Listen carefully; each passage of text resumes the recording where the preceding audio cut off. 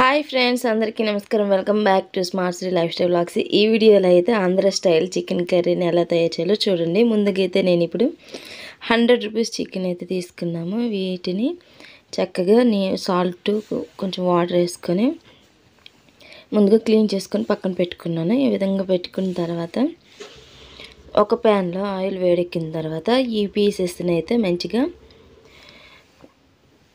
లో ఫ్లేమ్లో మూత పెట్టుకొని ఉడికించుకోవాలి.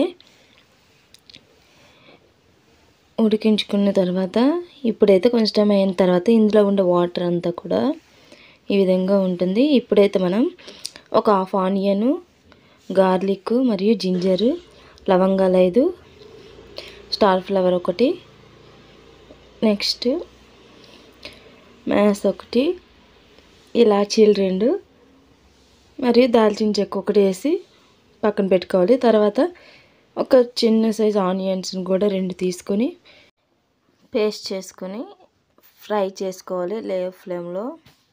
లో ఫ్లేమ్లో ఫ్రై చేసుకోవాలి.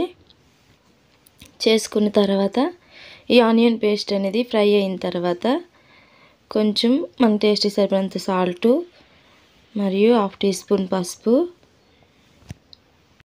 Red chilli powder 1 table spoon తీసుకొని ఇది కొంచెం ఫ్రై అయిన తర్వాత వాటర్ వేసుకొని లో ఫ్లేమ్లో కుక్ చేసుకోవాలి.